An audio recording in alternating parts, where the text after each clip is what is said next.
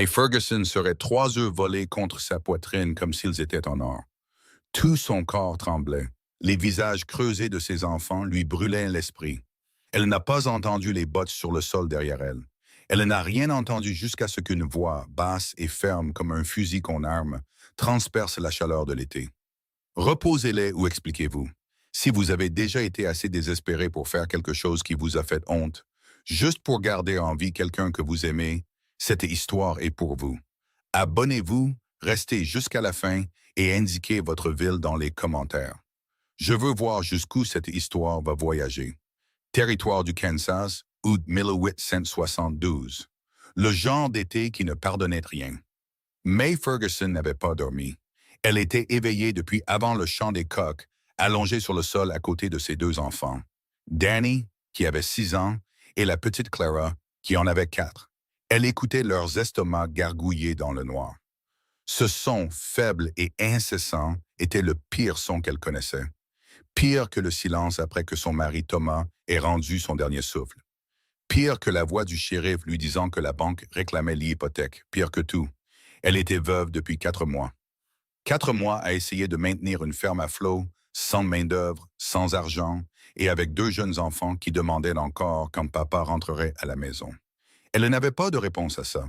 Elle avait à peine une réponse pour ce qu'ils allaient manger ce matin-là.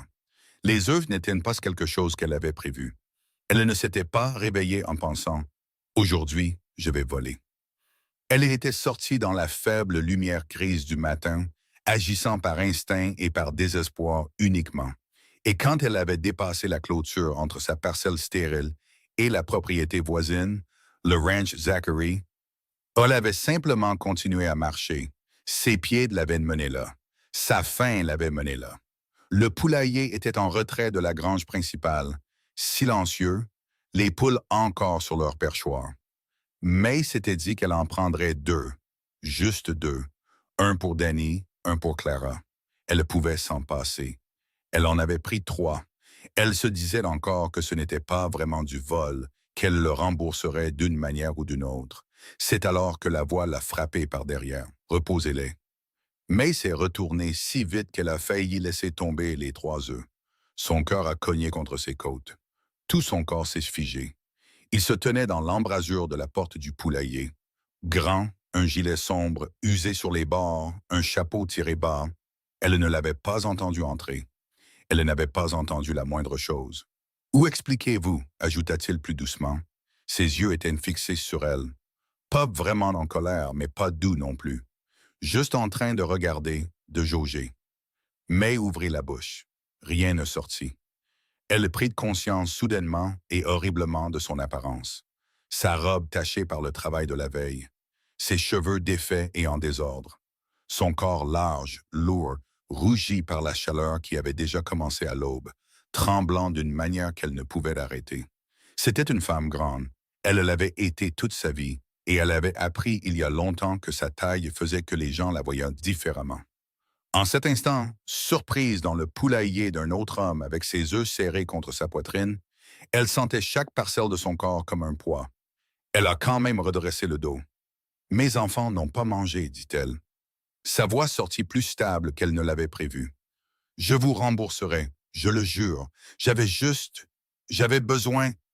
Combien en avez-vous? » Elle cligna des yeux. « Quoi? Des enfants? » Il n'avait pas bougé de l'embrasure. « Combien? » 2, elle déglutit difficilement. Un garçon et une fille, 6 et 4 ans. Il resta silencieux un moment, la regardant simplement. May ne pouvait pas lire son visage, et cela lui faisait plus peur que la colère. « Vous êtes la veuve Ferguson ?»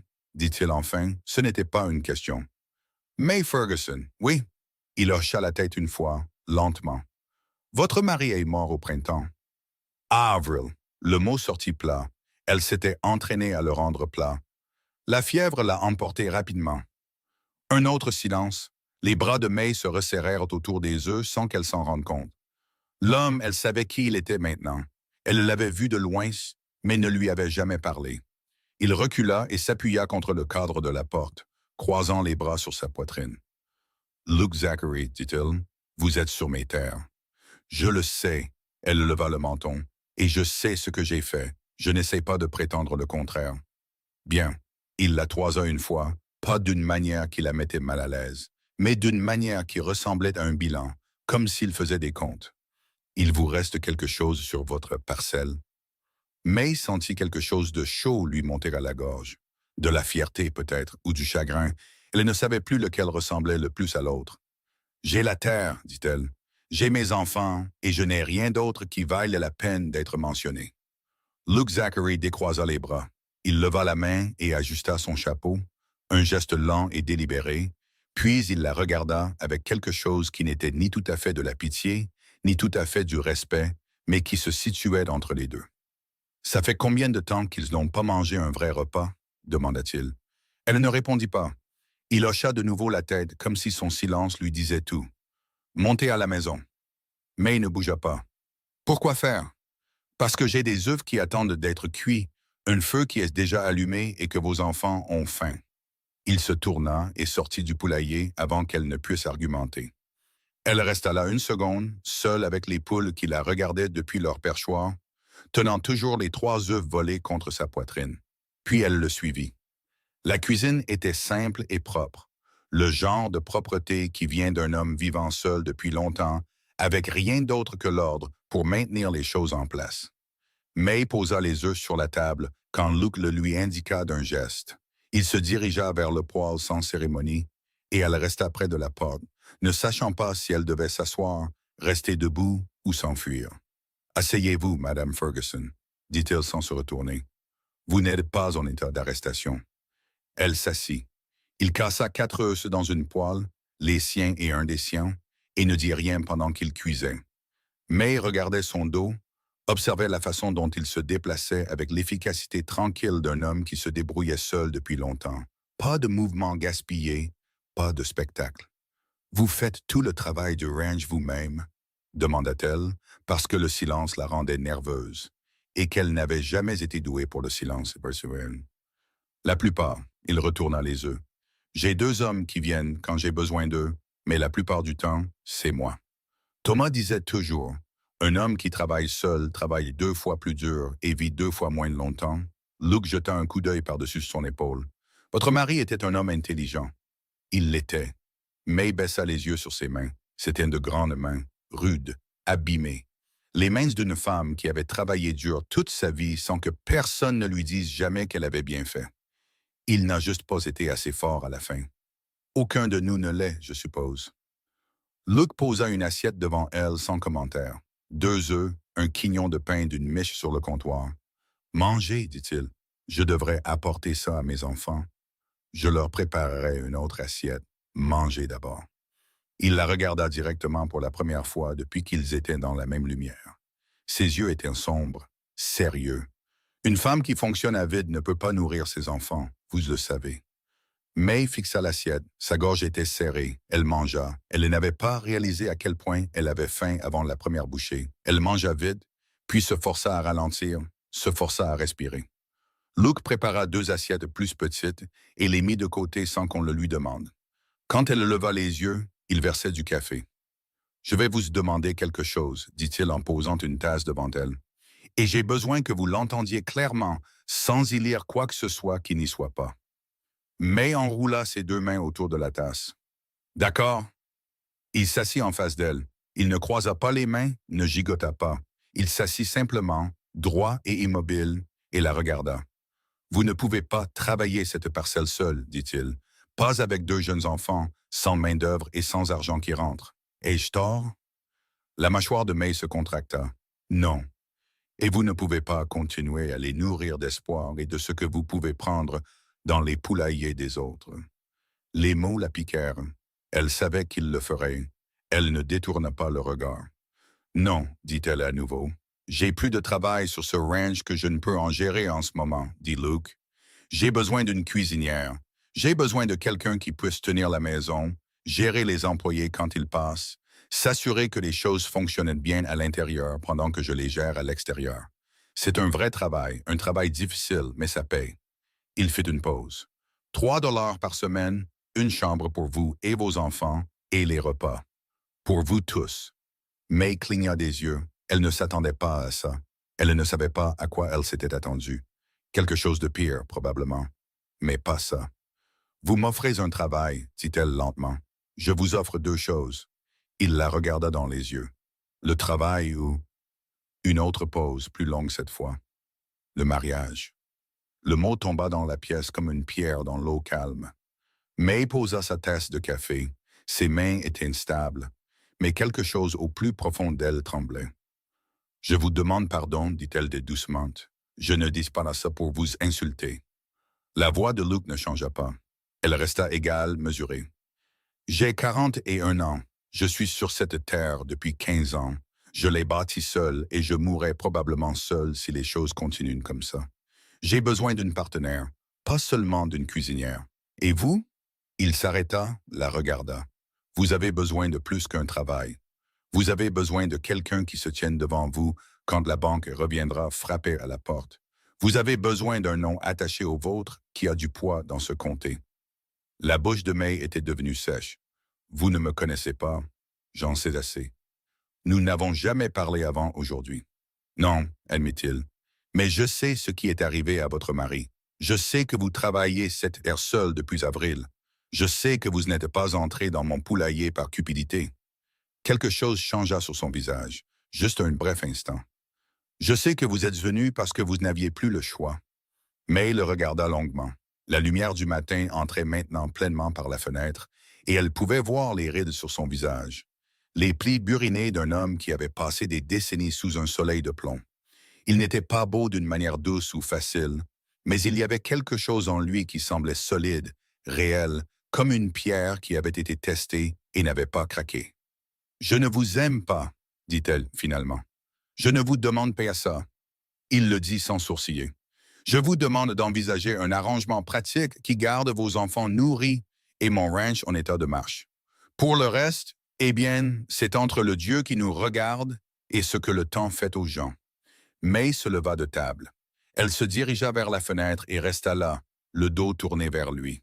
Dehors, quelque part de l'autre côté du champ, ses enfants se réveillaient dans une maison vide, sans rien à manger, et se demandaient où leur maman était passée. « Donnez-moi jusqu'à ce soir, dit-elle. Prenez tout le temps dont vous avez besoin. » Elle se retourna.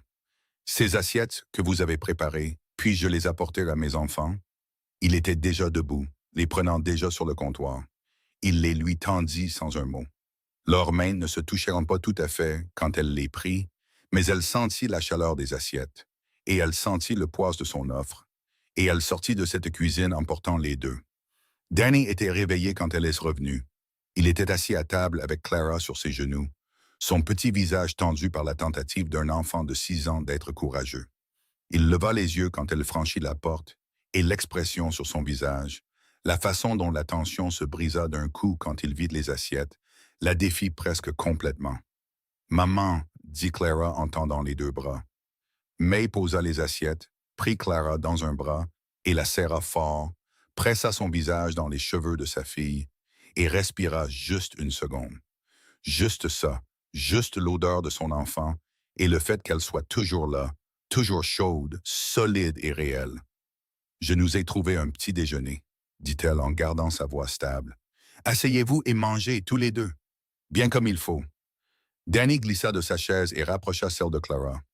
Il attendit que Clara soit installée avant de prendre sa propre fourchette. Cette attente, ce petit acte de soin sérieux de la part d'un garçon de 6 ans brisa le cœur de May et le reconstruisit dans le même souffle. Elle les regarda manger. Elle ne mangea pas à nouveau. Elle se tenait à la fenêtre, les regardait et pensait à l'offre de Luke Zachary. Elle essayait de penser clairement, comme Thomas disait toujours qu'elle pouvait le faire quand elle se calmait assez pour s'écouter. Un travail ou un mariage? Les deux la terrifiaient. Le travail, parce que cela signifiait être redevable. Le mariage, parce que Thomas n'était parti que depuis 4 mois. Parce qu'elle se souvenait encore du son de son rire et du poids particulier de son bras sur ses épaules à la fin d'une longue journée. Parce que dire oui à un autre homme, c'était comme dire au revoir à quelque chose qu'elle n'était pas prête à laisser partir. Mais ensuite, elle regarda les bras maigres de Danny. Elle regarda la façon dont Clara tenait son pain comme s'il était précieux. Et elle pensa à ce qu'elle avait ressenti en se tenant dans le poulailler d'un autre homme, en se mentant à elle-même que ce n'était pas du vol. Elle prit sa décision avant midi. Elle y retourna seule. Les enfants restèrent avec la vieille et Madame Holloway, un peu plus loin sur la route, la seule voisine encore disposée à avoir affaire à la veuve Ferguson. Et May marcha le demi-mille jusqu'au ranch Zachary sous la pleine chaleur d'août, sa robe sombre de sueur avant même d'avoir parcouru un quart de mille. Elle trouva Luke dans la grange. Il travaillait sur une section de clôture en bois fendu, le dos tourné vers elle, et il ne se retourna pas quand ses bottes touchèrent le sol de la grange. « C'était rapide, dit-il. Je ne vois pas l'intérêt d'attendre quand je sais déjà ce que je veux. » Elle s'arrêta à quelques pas de lui. « Je veux le travail. » Il posa ses outils, se tourna pour la regarder. « Pas l'autre chose, » ajouta-t-elle avant qu'il ne puisse parler. « Pas encore, peut-être jamais, mais le travail. Oui, je cuisinerai. Je tiendrai la maison. Je travaillerai dur. Vous n'aurez aucune plainte à ce sujet. » Luke soutint son regard. « Je n'en doute pas. Mes enfants viennent avec moi. Ce n'est pas négociable. Je l'avais déjà supposé. Et je garderai mon propre nom. » Sa voix était ferme. Pour l'instant, May Ferguson, pas Madame Zachary, rien d'autre. Quelque chose bougea dans son expression, trop vite pour qu'elle puisse le saisir. Il hocha la tête une fois. « Marché conclu, » dit-il. May tendit la main, il la serra. Sa poignée était ferme, sèche, brève. « Vous pouvez apporter vos affaires cet après-midi, » dit-il. « J'aurai vidé la pièce du fond avant le souper. » Elle hocha la tête. Elle commença à se tourner, puis s'arrêta.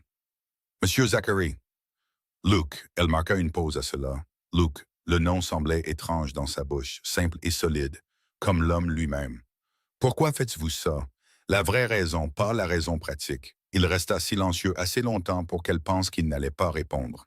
Puis, il ramassa ses outils et se retourna vers la clôture. « Parce que j'ai été dans un poulailler une fois, » dit-il. « Ce n'était pas des œufs que je cherchais, mais je sais à quoi ressemble le désespoir, et je sais ce qu'il en coûte à une personne de le montrer à un étranger. » Il ne se retourna pas. « Maintenant, allez chercher vos enfants, Madame Ferguson. » May resta là un instant de plus dans la chaleur de la grange, avec l'été qui pesait sur tout et l'odeur de foin, de chevaux et de travail honnête tout autour d'elle. Puis elle alla chercher ses enfants. Elle ne pleura pas avant d'être hors de vue de la grange. Et même alors, elle continua de marcher, le menton haut, ses pas réguliers, parce que pleurer était une chose, mais s'arrêter en était une autre. Et May Ferguson n'avait jamais, de toute sa vie, été le genre de femme qui s'arrête. Au moins ça, c'était encore à elle. Au moins ça, on ne le lui avait pas pris. Indiquez votre ville dans les commentaires ci-dessous. Je veux voir jusqu'où cette histoire a voyagé. Et si vous n'êtes pas encore abonné, faites-le maintenant. Vous ne voulez pas manquer ce qui attend May Ferguson. May Ferguson avait déménagé 2 fois dans sa vie. Une fois quand elle a épousé Thomas et a quitté la maison de sa mère avec rien d'autre qu'une courte pointe et une poêle en fonte. Une fois quand ils se sont installés sur la parcelle du Kansas et ont construit la ferme planche par planche de leurs propres mains. Les 2 fois, elle avait ressenti quelque chose. De l'excitation la première fois, de la fierté la seconde. Cette fois, elle ne ressentait rien d'autre que le poids de la malle qu'elle traînait sur le sol en terre battue et les yeux silencieux et attentifs de ses enfants qui suivaient chacun de ses mouvements. « On va quelque part ?» demanda Danny depuis l'embrasure de la porte. « Oui. » Elle n'arrêta pas de tirer. « Nous allons rester au ranch Zachary pendant un certain temps. Je vais y travailler. » Clara leva les yeux du coin où elle était assise avec sa poupée de chiffon. « C'est loin? Un demi-mille. Je peux emmener Bess? » Bess était de la poupée à qui il manquait un œil en bouton, bourré de sueur, aimée jusqu'à l'usure. « Tu peux emmener Bess. » May se redressa et posa ses mains sur le bas de son dos. « Danny, j'ai besoin que tu portes le sac de farine. Peux-tu faire ça pour moi? » Danny resta silencieux un moment, de la manière dont il était silencieux depuis la mort de son père.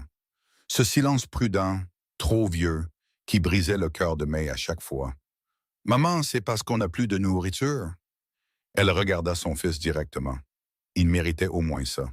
« Oui. » Il hocha la tête une fois, il alla chercher le sac de farine.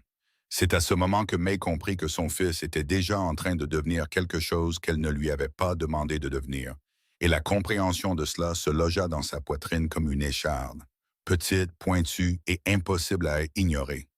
Ils marchèrent le demi-mille sous la chaleur d'août.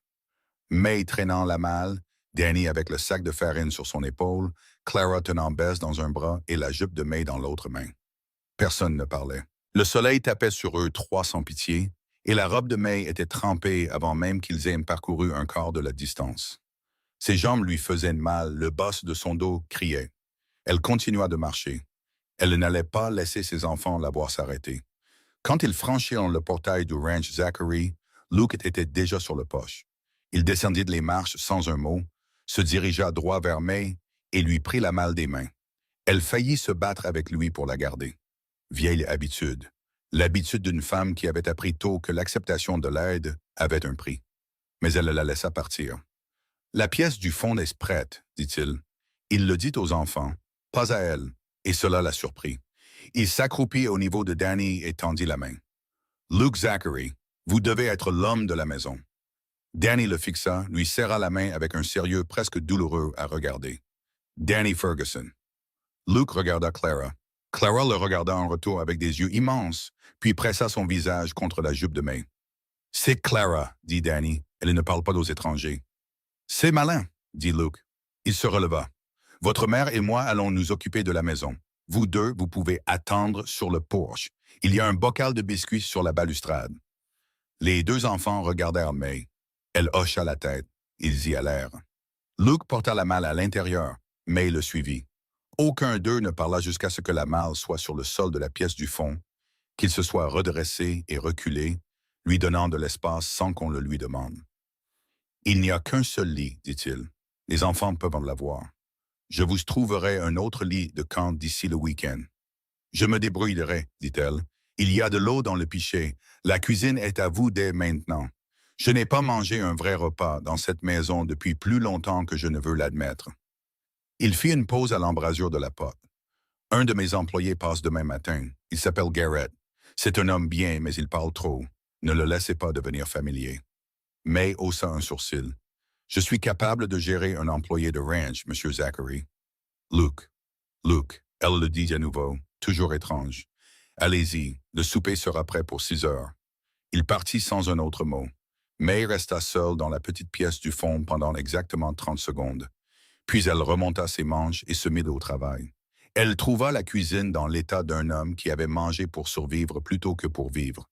Des haricots secs, du porc salé, un demi-sac de semoule de maïs, un pot de mélasse, des oignons ramollis, du marc de café utilisé au-delà de son utilité. Elle fit l'inventaire comme elle faisait toujours l'inventaire, rapide, pratique, sans se plaindre. Et puis elle construisit un repas à partir de ce qu'il y avait, comme elle avait construit des repas à partir de rien toute sa vie, parce que c'était le cas. Danny et Clara s'assirent à la table de la cuisine pendant qu'elle travaillait. Clara avait cessé de se cacher derrière sa poupée et regardait les mains de May se déplacer sur les casseroles avec cette absorption particulière que les enfants ont pour le familier. L'observation d'une mère faisant ce que font les mères. Danny avait trouvé une fissure dans le bord de la table et la grattait avec son ongle, comme il le faisait quand il pensait à quelque chose qu'il n'avait pas l'intention de dire à voix haute. « Maman, dit-il finalement. « Hum? Il est comment? L'homme. » May continua de remuer. « Il est silencieux, il travaille dur, il est juste. Il est méchant. » « Pas que j'ai vu. » Danny réfléchit à cela. Papa n'était pas méchant non plus. La cuillère de May ralentit juste une demi-seconde, puis elle continua. « Non, il ne l'était pas. Tu penses que M. Zachary me laissera l'aider avec les chevaux? C'est quelque chose que tu devras lui demander toi-même. » Danny hocha la tête. Il avait arrêté de gratter la fissure de la table. « Je pourrais lui demander au souper. »« Tu pourrais. Est-ce qu'il dira oui? » May jeta un coup d'œil à son fils par-dessus son épaule, à l'espoir prudent sur son visage, à la façon dont il essayait si fort de ne pas trop vouloir quelque chose au cas où on le lui enlèverait. « Je pense, dit-elle lentement, qu'un homme qui garde sa grange aussi propre se soucie probablement de ses chevaux. Et un homme qui se soucie de ses chevaux ne voit généralement pas d'inconvénient à ce que quelqu'un veuille apprendre. » Le visage de Danny fit quelque chose de compliqué. Puis il hocha de nouveau la tête, ramassa Bess là où Clara l'avait abandonnée sur la chaise et rendit la poupée à sa sœur sans qu'on le lui demande. May se retourna vers sa casserole et serra très fort les lèvres. Luke rentra à 6 heures pile. May avait mis à la table et la nourriture était sur le poêle. Elle l'observa du coin de l'œil alors qu'il s'arrêtait à l'entrée de la cuisine et restait là un instant, absorbant la scène. L'odeur de la nourriture, le bruit des enfants, le bocal de fleurs sauvages que Clara avait insisté pour mettre au centre de la table, après les avoir repérés le long de la balustrade du porche. Quelque chose passa sur son visage, rapide, puis disparut. Il se lava les mains au lavabo, s'assit. Les enfants étaient déjà assis. Danny, le dos droit et vigilant. Clara avec Bess calée à côté de son assiette comme une invitée supplémentaire. May servit sans cérémonie. Porc salé et haricots, pain de maïs, un petit plat d'oignons compotés. Rien de remarquable. Elle avait réussi à lui donner du goût, en tout cas. Luke prit sa première bouchée et resta silencieux un moment. Puis il dit « C'est bon. C'est ce que vous aviez, dit-elle. J'ai mangé ce que j'avais pendant 3 ans. Ça n'avait pas ce goût. » May s'assit et prit sa fourchette sans répondre à cela. Danny s'était préparé de l'autre côté de la table. May pouvait le voir. Il s'éclaircit la gorge d'une manière qui ressemblait beaucoup trop à Thomas, ce qui lui fit mal à la poitrine. « Monsieur Zachary, dit Danny. Which valait pas Dieu. Pourrais-je un jour, si ça ne vous dérange pas, pourrais-je aider avec les chevaux? Je ne suis pas trop petit. Je peux porter de l'eau et je sais comment les brosser. Mon papa me l'a appris avant qu'il... » Il s'arrêta, se reprit. Avant... Luke regarda le garçon un long moment, assez longtemps pour que May commence à s'inquiéter. « Tu sais comment vérifier un sabot? » demanda Luke.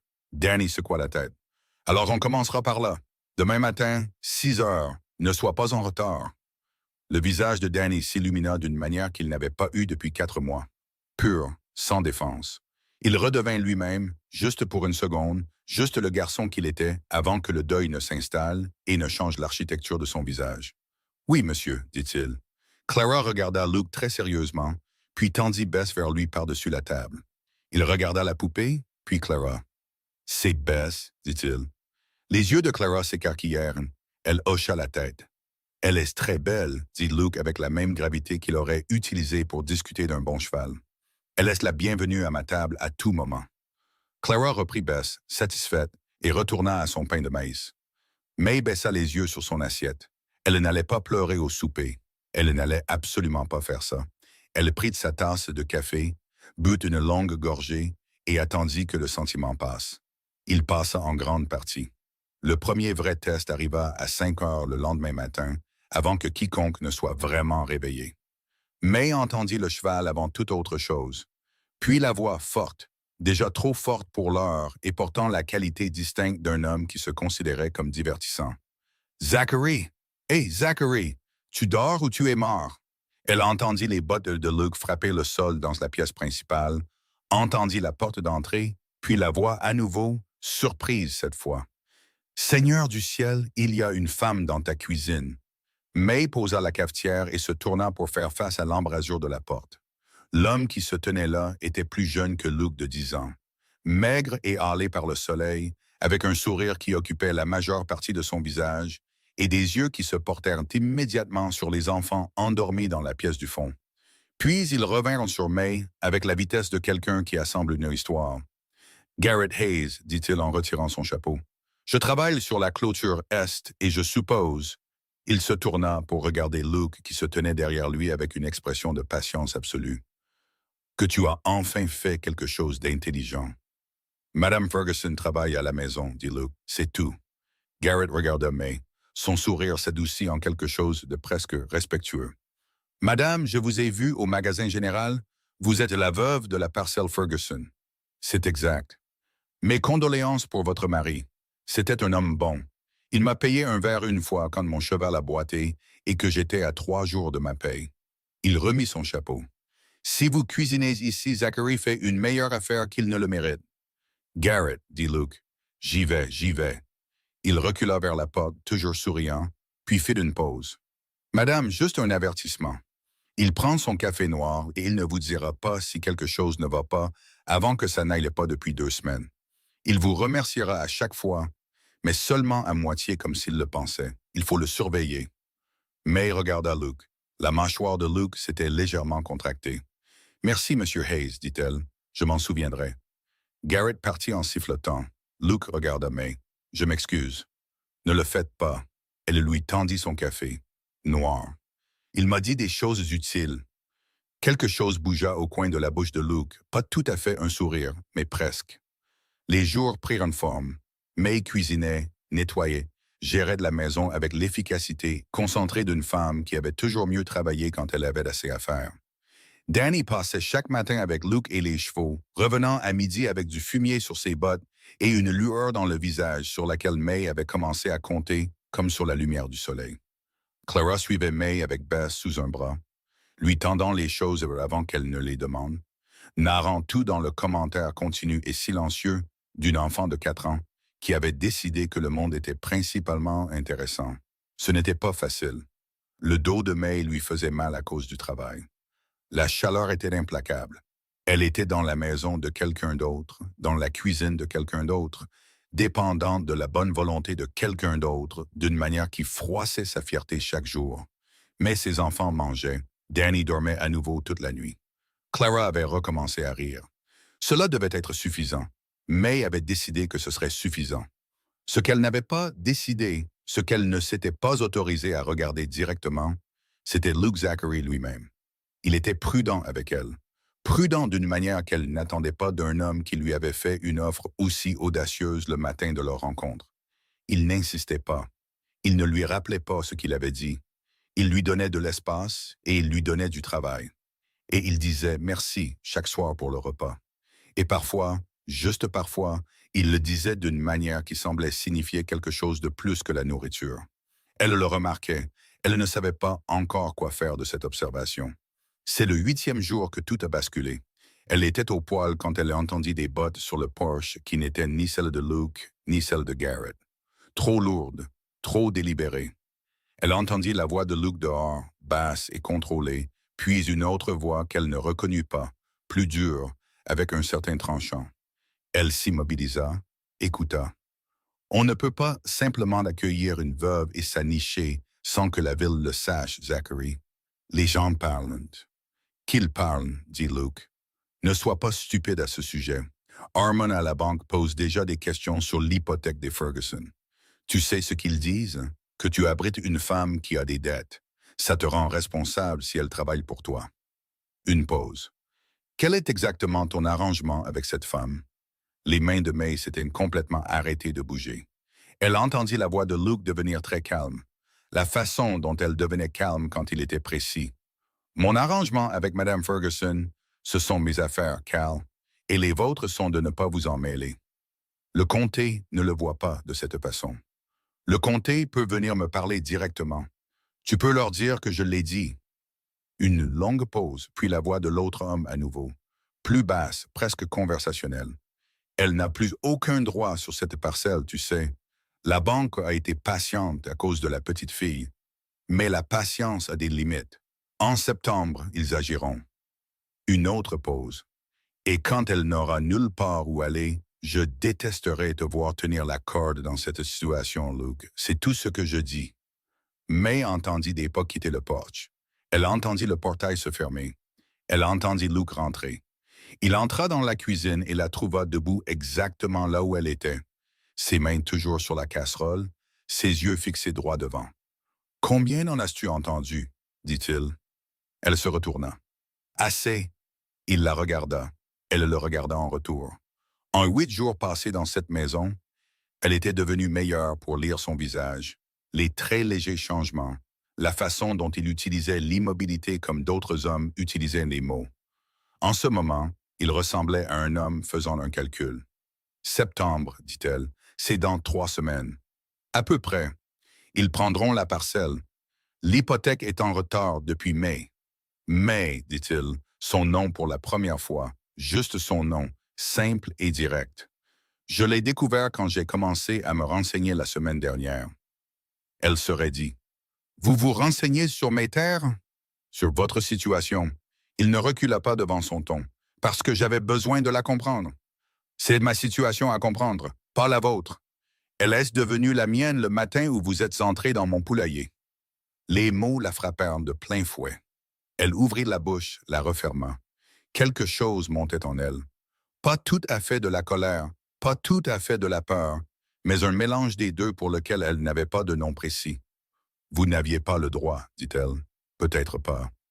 Il soutint son regard. Mais je l'ai fait. Et ce que j'ai découvert, c'est que vous avez 3 semaines avant de perdre la seule chose que Thomas Ferguson vous a laissée. Et j'ai besoin que vous réfléchissiez très clairement à ce que vous voulez faire de ces 3 semaines. May se retourna vers le poêle. Ses mains tremblaient. Elle les pressa à plat contre le bord de la casserole pour les arrêter. « Je veux réfléchir, » dit-elle très doucement. « D'accord. Seul. D'accord. » Il ne bougea pas immédiatement. Puis, plus doucement, à peine audible. « Mais quoi que vous décidiez, vous et vos enfants avez une place ici. Ça ne change pas. » Elle l'entendit sortir. Elle resta au poêle jusqu'à ce que ses mains arrêtent de trembler. Cela prit plus de temps qu'elle ne l'aurait voulu. Elle avait passé 4 mois à être la personne stable pour Danny, pour Clara, pour la mémoire de Thomas, et elle était devenue douée pour ça. Elle était devenue si douée pour être stable que certains jours, elle y croyait presque elle-même. Mais seule dans la cuisine de Luke Zachary, avec septembre à 3 semaines de distance, et les murs de toutes ses options se refermant de toutes parts, la stabilité se fissura juste 1 minute, juste assez longtemps pour qu'elle presse ses 2 mains à plat sur le poêle et respire à travers. Puis elle se redressa. Elle roula les épaules en arrière. Elle ramassa la cuillère. Elle allait devoir prendre une décision. Une vraie cette fois, pas la décision prudente, provisoire, juste pour l'instant, qu'elle avait prise il y a 8 jours. Une vraie. Elle la fuyait depuis le matin dans le poulailler. Elle se disait qu'elle avait besoin de temps. Elle se disait qu'elle réfléchissait. Elle se disait 100 choses qui étaient toutes des versions plus petites et plus silencieuses de la seule chose qu'elle savait vraiment. Thomas était parti. 3 semaines, c'était tout ce qui lui restait de la vie qu'ils avaient construite ensemble. Et Luke Zachary se tenait de l'autre côté d'une porte, attendant ce qu'elle déciderait de faire ensuite. May ne dormit pas cette nuit-là. Allongée sur le lit de camp que Luke lui avait trouvé à la fin de la première semaine, elle écoutait Danny et Clara respirer dans le lit de l'autre côté de la pièce. Elle fixait le plafond et se laissait penser à la seule chose qu'elle avait refusé de considérer depuis qu'elle avait quitté ce ranch il y a 8 jours avec 2 assiettes d'œufs et une décision à moitié prise. Thomas. Pas le deuil de lui. Elle vivait à l'intérieur de ce deuil chaque jour depuis avril. Elle en connaissait chaque pièce maintenant. Elle pensa à ce que Thomas dirait vraiment s'il se tenait au pied de son lit en ce moment, la regardant avec ce visage stable et pratique qu'il avait quand les choses devenaient difficiles. Elle savait exactement ce qu'il dirait. Mais arrête d'être fière et commence à être intelligente. Il lui avait dit ça au moins une douzaine de fois en 12 ans de mariage, chaque fois qu'elle s'entêtait sur quelque chose qui importait moins qu'elle ne le prétendait. Chaque fois qu'elle choisissait le chemin le plus difficile parce que le plus facile semblait être un abandon. Arrête d'être fière et commence à être intelligente. Elle n'avait plus de terre, plus d'argent, plus de temps. Et il y avait un homme à 6 mètres de là, de l'autre côté d'un mur, qui lui avait offert une issue à ses 3 problèmes. 2 fois, et elle avait pris la plus petite offre en se disant que c'était suffisant. Ce n'était pas suffisant. Elle l'avait su au moment où Cal, quel que soit son nom, avait dit septembre comme si c'était un verdict. Elle s'assit à 3 heures du matin. Elle posa ses 2 pieds à plat sur le sol. Elle respira. Puis elle se rallongea, car les enfants dormaient et rien ne pouvait être décidé à 3 heures du matin qui ne puisse être mieux décidé à 6 heures. Et elle n'allait pas s'effondrer dans le noir alors que son fils était à 2 mètres de là, apprenant à être courageuse en la regardant. Elle ferma les yeux. Elle ne dormit pas, mais elle resta immobile. Et au matin, elle savait ce qu'elle allait faire. Elle le lui dit au petit déjeuner. Les enfants étaient dehors, Danny à la grange avec les chevaux, comme c'était devenu son habitude matinale. Clara sur le porche avec Bess et un petit bol de maïs séché qu'elle donnait aux poules, un grain à la fois. Luke était à table avec son café. May posa une assiette devant lui, puis s'assit en face de lui avec sa propre tasse et le regarda directement. « J'ai réfléchi à ce que vous avez dit, » lui dit-elle. Il leva les yeux. Son visage ne montra rien de visible, mais elle avait appris à le lire assez bien pour savoir qu'il était devenu très immobile d'une manière particulière. « Hé, dit-il, je veux comprendre quelque chose d'abord. » Elle enroula ses 2 mains autour de sa tasse. « Quand vous avez proposé le mariage le premier matin, pourquoi? La vraie raison, pas celle pratique que vous m'avez donnée avant. J'ai besoin de la vraie. Luke resta silencieux un moment. Il fit tourner sa tasse de café en un lent cercle sur la table. C'était la chose la plus proche d'un tic nerveux qu'elle ait jamais vu de sa part, et cela lui en dit plus que tout ce qu'il avait dit jusqu'à présent. J'avais une femme, dit-il. Il y a 8 ans, elle s'appelait Catherine. May ne s'attendait pas à ça. Elle garda son visage impassible et le laissa parler. Elle est morte pendant notre deuxième hiver ici. La fièvre, comme votre Thomas, rapide. Il s'arrêta. Nous n'avions pas d'enfants. Nous en voulions. Nous avons manqué de temps pour en avoir. Il leva les yeux vers May. J'ai passé 7 ans après ça à me dire que j'allais bien tout seul, que le ranch suffisait, que je n'avais besoin de rien qui puisse m'être enlevé à nouveau. Et puis, dit-elle doucement, et puis j'ai trouvé une femme en train de voler des œufs dans mon poulailler à 5 heures du matin, la main tremblante et le menton levé. Et j'ai pensé, il s'arrêta, la regarda de cette manière directe et sans détour qui lui était propre. J'ai pensé, voilà, c'est à ça que ressemble le courage quand il n'a plus rien avec quoi travailler. La poitrine de May fit quelque chose pour lequel elle n'avait pas de nom précis. Je ne vous demande pas de m'aimer, dit-il. Je vous l'ai dit dès le début et je le pensais. Mais je vous demande de me laisser faire face à ce qui arrive en septembre. Et je le demande parce que je le veux. Pas parce que vous me devez quelque chose. Pas parce que c'est pratique. Une pause. Parce que vous voir tenir bon dans cette maison pendant 8 jours a été la chose la plus... Il s'arrêta de nouveau, serra la mâchoire. Je ne suis pas un homme qui parle bien de ce genre de choses. Vous vous en sortez bien, dit May. Quelque chose bougea dans ses yeux. Voulez-vous m'épouser, May Ferguson? Elle avait pris sa décision à 3 heures du matin sur un lit de camp dans le noir. Elle l'avait prise par nécessité, par pragmatisme et par le calcul froid et dur de septembre. Mais assise ici maintenant, entendant la façon dont il avait dit le nom de Catherine, entendant les 7 années de solitude en dessous, elle comprit que ce n'était pas seulement une transaction. Ça n'avait jamais été juste une transaction. Pas pour lui. Peut-être pas pour elle non plus. Elle n'était pas encore prête à dire cette partie, mais elle savait qu'elle était là. Oui, dit-elle, je vous épouserai. Luke hocha la tête une fois, lentement. Il prit sa tasse de café. Elle prit la sienne. Ils burent en silence. Puis il dit, « Je monterai en ville cet après-midi. Parler à la banque avant que Kalnick arrive le premier. » « J'irai avec vous, dit-elle. Il la regarda. « C'est mon hypothèque, dit-elle. Mon nom sur ce document.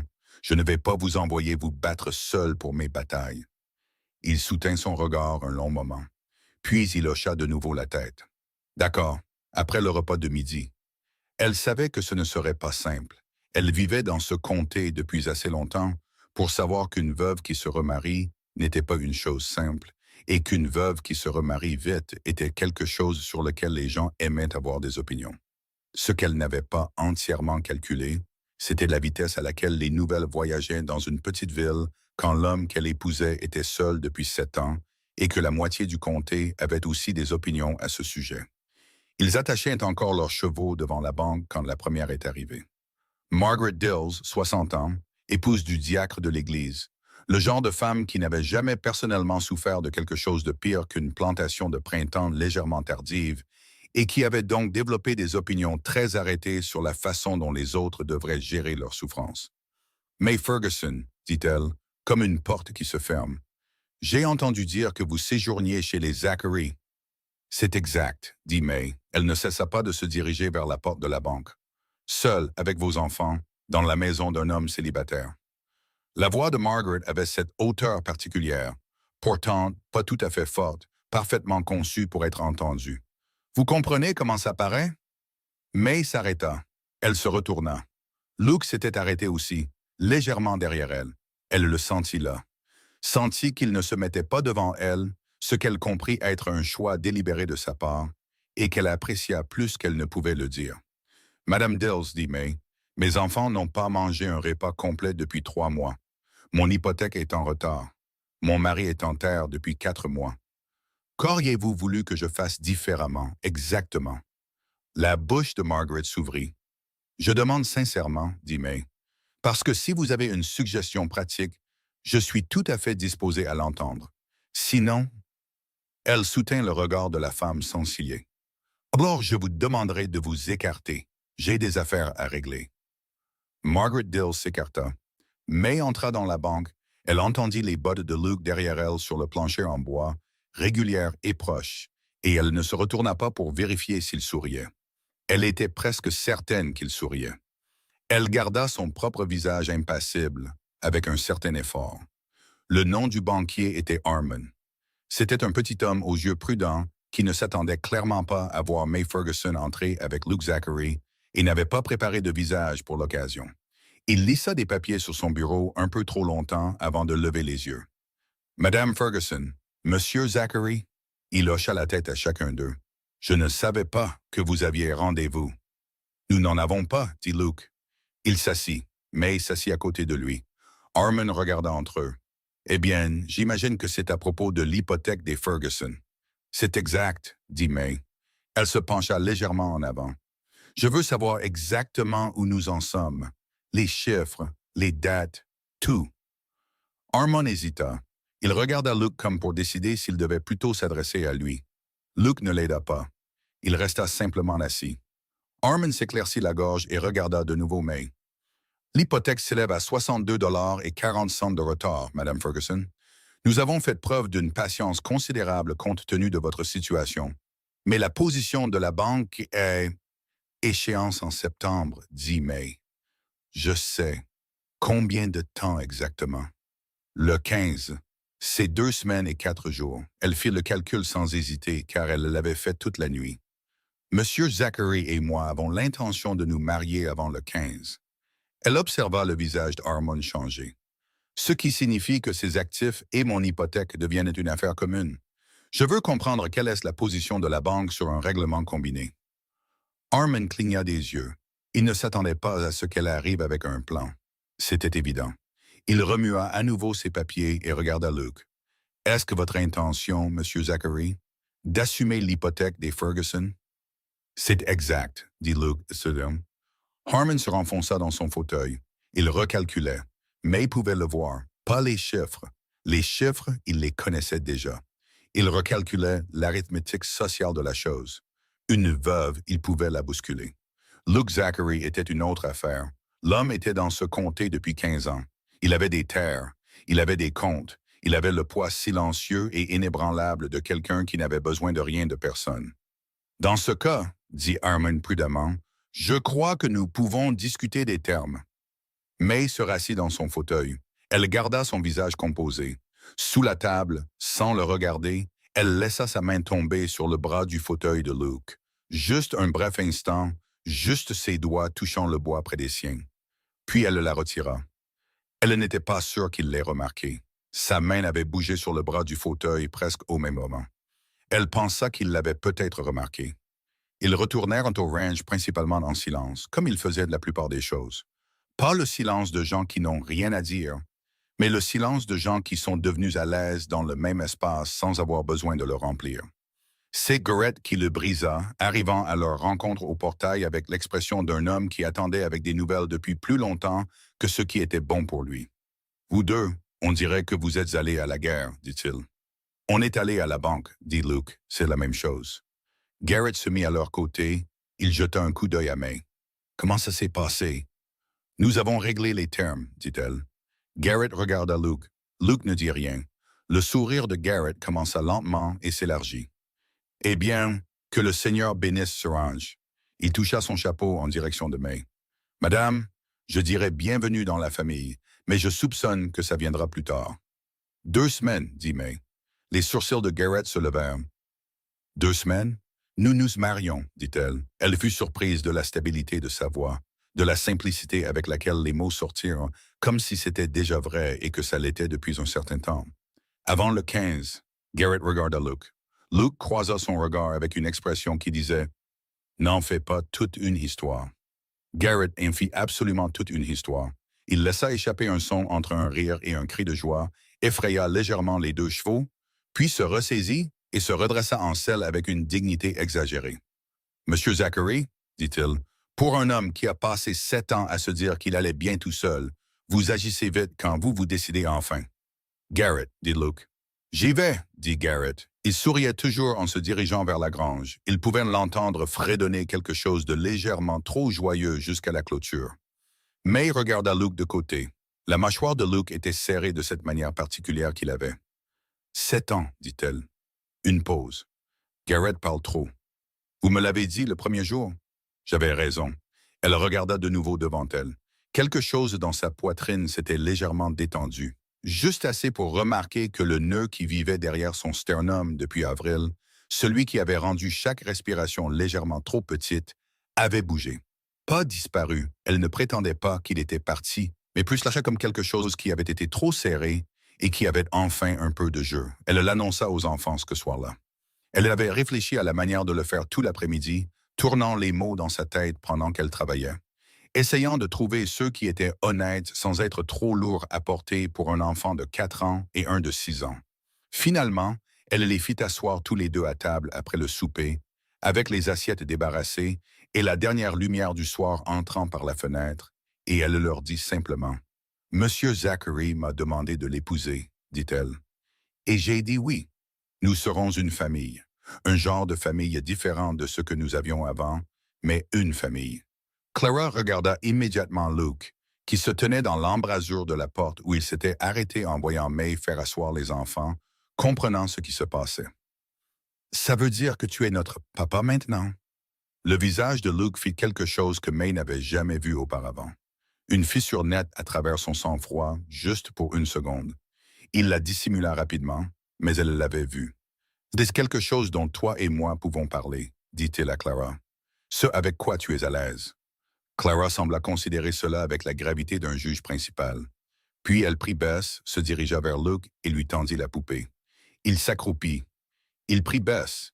Il la tint à 2 mains avec précaution, comme si la poupée était réelle et importante. « Je prendrai bien soin d'elle, » dit-il. Clara reprit Bess, satisfaite. Elle retourna à la table et grimpa sur sa chaise. Fait, Danny n'avait rien dit. Il regardait la table, son ongle travaillant à nouveau la fissure du bord. Son tic, le tic de son père. La chose que May n'avait jamais pu se résoudre à lui demander d'arrêter, parce que cela signifiait qu'il réfléchissait intensément, et elle voulait qu'il réfléchisse. « Danny, » dit-elle. Il leva les yeux. Son visage exprimait 12 choses à la fois. « Ça ne veut pas dire que j'oublie ton père, » dit-elle. « Rien ne signifiera jamais ça. » Il hocha la tête. Sa mâchoire était serrée. Il travaillait très dur sur quelque chose. « C'est ce que tu veux? » demanda-t-il. Sa voix était prudente et précise. « Trop vieille. Toujours trop vieille. Ou c'est juste à cause de la terre et de tout le reste? » May regarda son fils un long moment. « Les deux peuvent être vrais, dit-elle. C'est aussi ce que je veux. » Danny regarda Luke dans l'embrasure. Luke le regarda en retour, stable, attendant. « Tu m'as appris à vérifier un sabot, » dit finalement Danny. « C'est vrai, » dit Luke. « Mon papa allait m'apprendre, mais il n'en a pas eu l'occasion. » La voix de Danny se brisa sur le dernier mot, juste légèrement, juste assez, il déglutit. « Tu pourrais, si tu voulais, tu pourrais m'apprendre certaines des autres choses aussi qu'il allait m'apprendre. » Luke se redressa de là où il était encore accroupi. Il traversa la cuisine, s'assit sur la chaise à côté de Danny et regarda le garçon directement. « Dis-moi ce qu'il allait t'apprendre, » dit-il. « Tout. On commencera par une liste. » Danny cligna des yeux. Quelque chose se libéra sur son visage. Pas la bravoure prudente cette fois. Pas le sang-froid trop vieux. Quelque chose de plus jeune. Quelque chose qui avait encore besoin de la permission d'espérer. « C'est une longue liste, » dit Danny. « Bien, » dit Luke. « J'ai le temps. » Danny commença à parler, mais s'assit à table et écouta la voix de son fils remplir la cuisine, réelle, présente et vivante. Et elle baissa les yeux sur la table, respira lentement et pensa à Septembre, à Thomas et à 2 sortes de courage. Celui qui s'accroche et celui qui sait quand lâcher prise. Elle n'en était pas encore là, pas complètement, mais elle était plus proche qu'elle ne l'avait été ce matin-là. Et ce matin-là, elle avait été plus proche qu'hier. Et c'est comme ça qu'on avançait, pensa-t-elle. Pas par bons, pas par grands gestes, mais par la petite décision quotidienne et constante de continuer à mettre un pied devant l'autre, même quand les jambes étaient fatiguées, que la route était chaude et qu'on n'avait absolument aucune garantie de ce qui attendait au bout. C'était tout. Ça n'avait jamais été que ça. Et May Ferguson, qui avait été têtue, fière et terrifiée chaque jour pendant 4 mois d'affilée, décida qu'elle pouvait vivre avec ça. Elle pouvait faire plus que vivre avec. Le mariage fut fixé au 12, 3 jours avant la date limite de la banque. May avait choisi cette date délibérément, car elle voulait que le moment soit le sien et non celui de la banque. Elle voulait entrer dans ce mariage parce qu'elle l'avait décidé, pas parce qu'un calendrier l'y avait acculé. La distinction comptait. Peut-être seulement pour elle, mais elle comptait. Il n'y avait pas grand-chose à organiser. Luke se rendit en ville et parla au révérend Alden, qui accepta sans histoire et ne posa aucune question à laquelle May ne pouvait répondre. Elle lava la robe bleue qu'elle gardait, celle que Thomas lui avait achetée 2 étés auparavant, la plus belle chose qu'elle possédait, et la suspendit à un crochet près de la fenêtre. Elle la contempla plus longtemps qu'elle ne l'avait prévu. Clara vint se tenir à côté d'elle et la regarda aussi. « Elle est jolie, maman. »« Oui. » May tendit la main et lissa l'ourlet. « C'est ton papa qui me l'a acheté. » Clara resta silencieuse un moment, puis « Tu penses ce que papa peut nous voir? » La gorge de May se serra. « Je pense que oui. »« Tu penses ce que ça le dérange? » May baissa les yeux sur sa fille, 4 ans, avec les yeux de Thomas, et cette même manière directe et sans ciller de poser la question qui se cachait sous la question. Elle s'accroupit au niveau de Clara. « Je pense, dit-elle prudemment, que ton papa voudrait que nous soyons en sécurité, nourris, et que quelqu'un veille sur nous. » Elle glissa une mèche de cheveux derrière l'oreille de Clara. « Je pense que ça le dérangerait beaucoup plus si nous avions faim et peur. » Clara réfléchit à cela. Puis elle hocha la tête avec l'air conclusif de quelqu'un qui a résolu une affaire compliquée. Elle retourna à Bess. May se releva. Elle pressa sa main à plat contre la robe bleue juste une seconde, juste assez longtemps. Puis elle alla commencer le souper, car le monde continuait de réclamer à manger, peu importe ce qui se passait d'autre. Et elle avait toujours trouvé une stabilité particulière dans cela, dans la continuité simple et implacable de nourrir les gens, dans le fait que la faim ne se souciait ni du deuil, ni du doute, ni de la machinerie compliquée du cœur d'une femme. Elle revenait sans cesse et on continuait d'y répondre. Et quelque part dans ce rythme, il y avait quelque chose qui vous tenait ensemble quand rien d'autre ne le faisait. 2 jours avant le mariage, les ennuis arrivèrent. May était à la table de la cuisine, aidant Danny avec ses lettres, quand elle entendit le chariot. Pas celui de Luke, elle connaissait le son du chariot de Luke maintenant. Le grincement particulier de la roue avant gauche qu'il n'avait pas encore eu le temps de réparer. C'était un son différent, plus lourd, plusieurs chevaux. Elle entendit la voix de Luke dehors, puis une autre qu'elle avait déjà entendue, une seule fois, devant une banque. « Cal. » Elle posa le crayon. « Continue de travailler, » dit-elle à Danny. Elle alla à la porte. Ils étaient 3. Cal, dont elle avait appris que le nom complet était Calvin Reeves et qui était, elle l'avait découvert depuis, le plus grand propriétaire terrien du comté voisin et un homme qui se considérait en droit d'avoir des opinions sur tout dans un rayon de 50 000. À côté de lui était assis un homme plus jeune qu'elle ne reconnaissait pas. Et à côté de celui-ci, Armand de la banque, qui avait l'air de préférer être n'importe où ailleurs. Luke se tenait au pied des marches du porche. Ses bras n'étaient pas croisés. Ses mains étaient larges le long de son corps. May avait appris que c'était en fait la position la plus sérieuse. Les bras croisés signifiaient une irritation contrôlée. Les mains larges signifiaient qu'il était très, très calme à l'intérieur, d'une manière qui n'avait rien à voir avec la sérénité. « Zachary, » dit Cal depuis le chariot. Il n'était pas descendu. « J'entends dire que tu te maries dans 2 jours. Tu entends bien. Armand ici me dit que tu prévois d'absorber l'hypothèque des Ferguson dans le cadre de cet arrangement. »« C'est entre moi et Armand, » dit Luke. Armand bougea sur le siège du chariot et regarda l'horizon. « Voilà le truc, » dit Cal. Il avait le ton d'un homme qui annonce une nouvelle qu'il apprécie. « Il y a une autre partie intéressée par cette parcelle des Ferguson. » Depuis un moment. Il se pencha sur les rênes. « Moi. » La main de May se resserra sur le cadre de la porte. « Cette parcelle va aux enchères si l'hypothèque fait défaut, » continua Cal. « La banque a déjà accepté les termes. Si tu absorbes l'hypothèque avant le 15, c'est une chose. Mais si quelque chose devait retarder ça, le mariage par exemple, ou la paperasse, la fenêtre se rouvre. » Il fit une pause. « J'ai été patient. Je pense que le comté serait d'accord pour dire que 3 mois de patience, c'est plus que juste. Luke ne dit rien. Il regardait Cal avec cette attention calme et précise. Alors, je suis venu offrir quelque chose, dit Cal. D'homme à homme, j'achèterai la parcelle des Ferguson comptant. Je rembourserai l'hypothèque complète plus 10% en plus. C'est de l'argent dans ta poche et celle de la veuve, et ça t'épargne une dette que tu contractes par. Il fit une pause juste assez longue pour que les mots suivants piquent. Charité. May descendit les marches du porche. Elle n'avait pas prévu de le faire. Elle n'avait pas pris de décision pour ensuite l'exécuter. Ses pieds avaient simplement bougé et l'instant d'après, et elle se tenait dans la cour à côté de Luke, sous la chaleur d'août, regardant Calvin Reeves sur son chariot. C'est de mes terres que vous discutez, dit-elle. J'apprécierais de faire partie de cette conversation. Qual la regarda de haut avec une expression qui était presque de l'amusement et presque quelque chose de moins poli. Il la détailla, sa carrure, sa robe simple, la farine sur ses mains, d'un seul regard conçu pour la faire se sentir jaugée et jugée insuffisante. On l'avait regardée de cette façon toute sa vie.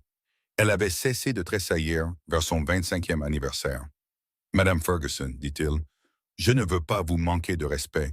Je parle d'affaires. » Moi aussi. Elle croisa son regard. Cette parcelle à 60 acres de la meilleure terre de fond de rivière de ce comté. Mon mari l'a défriché lui-même.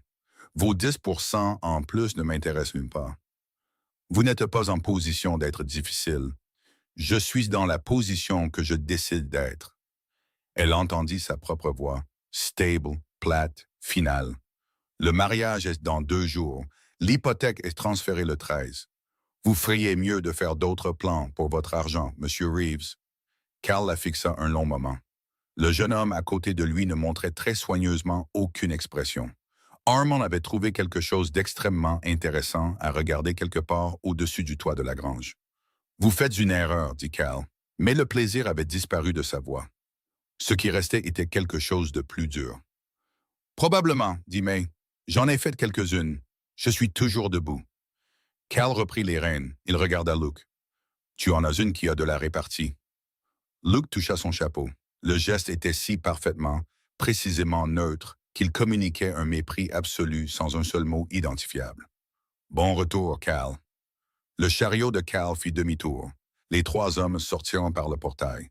May resta dans la cour et les regarda partir, et elle ne bougea pas jusqu'à ce que le bruit des chevaux se soit complètement estompé. Puis elle laissa échapper un souffle qui était resté dans sa poitrine depuis qu'elle était descendue de ses marches. Luke se tourna pour la regarder. Il avait une expression qu'elle n'avait jamais vue sur son visage auparavant. Pas tout à fait un sourire, quelque chose de plus calme et de plus compliqué que ça. « C'était mon combat, dit-il, non pas en guise de reproche, mais juste en observant. »« C'était ma terre, dit-elle, une pause, argument valable. »« Ai-je empiré les choses ?» Il y réfléchit sérieusement, ce qu'elle apprécia. Non, il allait insister de toute façon. Mais maintenant, il sait qu'il a 2 personnes contre qui pousser au lieu d'une. Il la regarda. Ça change son calcul. Mais il regarda vers l'endroit où le chariot avait disparu. Quelque chose bougeait encore dans sa poitrine. L'adrénaline, le résidu de s'être tenu dans la cour et d'avoir dit ce qu'elle avait dit avec ses mains encore enfarinées et ses enfants à 6 mètres derrière elle. « Il a dit quelque chose, dit-elle lentement. À propos de retarder le mariage? De la paperasse? » Elle se tourna pour regarder Luke. Peut-il vraiment faire ça? Interférer d'une manière ou d'une autre? La mâchoire de Luke se contracta légèrement. Il peut essayer. Ce n'est pas un non. Ce n'est pas un non. Il la regarda. Je vais monter en ville cet après-midi et parler au révérend et au greffier du comté. Je veux que tout soit déposé et attesté avant le 11. 1 jour d'avance, aucune marge de manœuvre. May hocha la tête. Puis, il avait commencé à se tourner vers la grange. Il s'arrêta. « Merci, dit-elle, de ne pas vous être mis devant moi tout à l'heure. » Il se retourna, il la regarda un moment avec ce regard attentif et scrutateur qu'il avait. « Vous n'aviez pas besoin de moi. »« Je sais, mais certains hommes l'auraient fait quand même. » Il soutint son regard. « Je ne suis pas comme certains hommes. »« Non, dit-elle, vous ne l'êtes pas. » Elle retourna à l'intérieur. Danny était toujours à table avec ses lettres, penché sur le papier avec une concentration féroce, faisant très bien semblant de ne pas avoir regardé par la fenêtre. May se rassit à côté de lui, prit le crayon et ne dit rien de ce qui venait de se passer dehors. Il le savait déjà. Il avait regardé. Elle pouvait le voir dans la manière prudente et privée dont il retourna à ses lettres sans poser de questions. Son fils allait s'en sortir. Elle en avait douté pendant 4 mois, et elle pouvait le voir maintenant, clair comme le jour. C'était presque suffisant en soi pour que tout cela en vaille la peine. Le 11 est arrivé et est reparti sans interférence. Luke est revenu de la ville à midi avec les papiers déposés, le révérend confirmé, et une expression sur son visage qui disait que Cal Reeves n'avait en fait trouvé aucun moyen de retarder quoi que ce soit. May s'est sentie soulagée pendant environ 10 minutes. Puis elle est retournée au travail, car à 2 jours d'un mariage, il y avait encore un ranch à gérer, des enfants à nourrir et du pain à cuire. Et rester là à se sentir soulagée ne faisait avancer aucune de ces choses. C'était tard ce soir-là, après que les enfants soient au lit, que Luke est venu s'asseoir sur le porche et n'est pas rentré. Et May a compris sans qu'on le lui dise que c'était quelque chose dont il avait besoin, juste de s'asseoir avec quelque chose pendant 1 minute. Et elle a apporté 2 tasses de café, s'est assise sur l'autre chaise et ne l'a pas obligé à parler. Au bout d'un moment, il a dit « Elle t'aurait aimé ». May le regarda.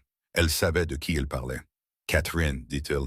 Il regardait dans le noir. Elle ne reculait pas non plus devant les choses. Elle avait une façon de dire exactement ce qu'elle pensait et exactement autant de mots que nécessaire.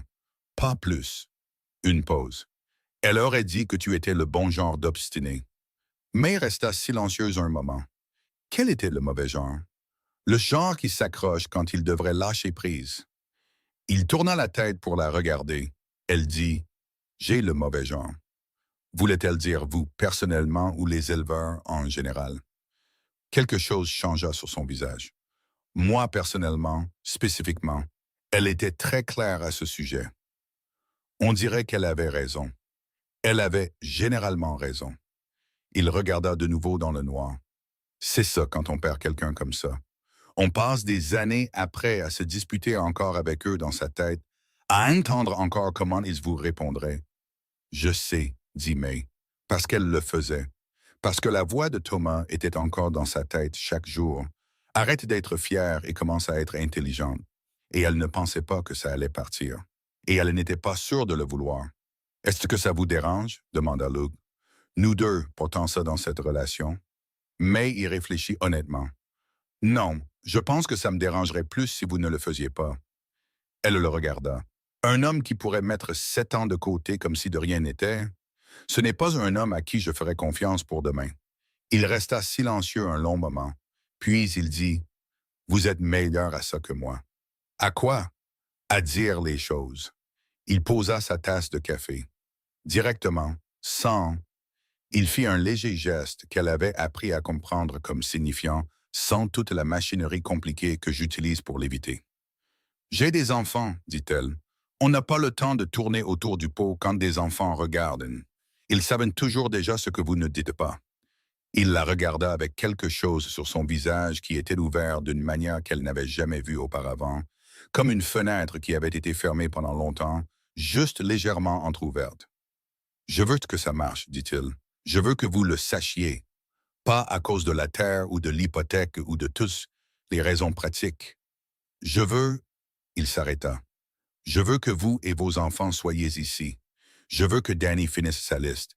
Je veux que Clara continue de mettre des fleurs sur la table. » Une pause. « Je veux avoir quelqu'un avec qui boire du café le soir et qui me dit la vérité. » May le regarda longuement dans le noir.